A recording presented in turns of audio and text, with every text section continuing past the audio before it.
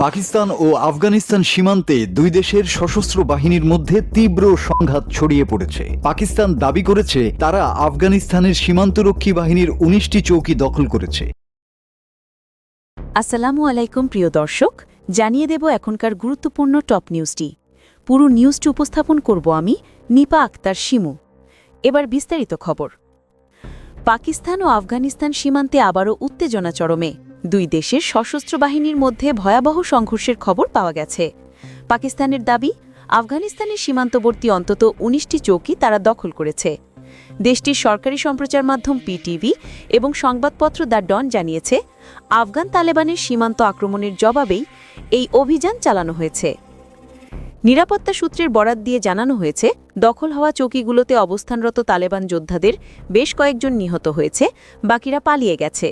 সংঘাতের সময় কিছু চৌকিতে আগুন ধরে যায়।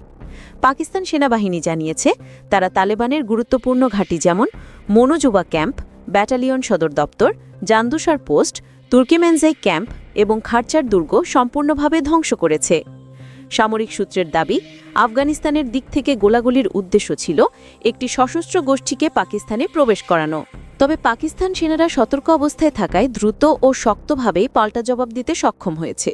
এই অভিযানে কামান, ট্যাঙ্ক এবং ভারী অস্ত্র ব্যবহার করা হয়েছে বলে জানানো হয়েছে।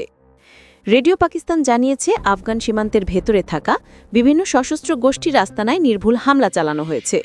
এই হামলায় আফগান বাহিনীর একাধিক পোস্ট ও ঘাঁটি বড় ধরনের ক্ষতির মুখে পড়েছে। অনেক আফগান সেনা পিছু হটতে বাধ্য হয়েছে। পাকিস্তানের পিটিভি নিউজ বেশ কয়েকটি ভিডিও প্রকাশ করেছে, যেখানে সীমান্ত অঞ্চলে গোলাগুলি, বিস্ফোরণ ও আগুন জ্বলতে দেখা গেছে। এক ভিডিওতে দেখা যায়, কুররম সীমান্তে আফগান সেনাদের কিছু সদস্য পাকিস্তান বাহিনীর কাছে আত্মসমর্পণ করছে। অন্যদিকে সারা রাত ধরে চলা গোলাগুলির পর তোরখাম সীমান্ত ক্রসিং সম্পূর্ণভাবে বন্ধ করে দেওয়া হয়েছে। সব ধরনের বাণিজ্যিক ও মানবিক চলাচল স্থগিত রাখা হয়েছে। স্থানীয় সূত্র বলছে, পরিস্থিতি এখনও উত্তেজনাপূর্ণ এবং সীমান্ত এলাকায় অতিরিক্ত সেনা মোতায়েন করা হয়েছে। বর্তমানে দুই দেশের মধ্যে কূটনৈতিক যোগাযোগও সীমিত। বিশেষজ্ঞরা বলছেন, এই সংঘাত দুই দেশের সম্পর্ককে আরও জটিল করে তুলতে পারে, যা অঞ্চলের নিরাপত্তার জন্য বড় উদ্বেগের কারণ হয়ে দাঁড়িয়েছে। প্রিয় দর্শক, এই ছিল এখনকার গুরুত্বপূর্ণ নিউজ।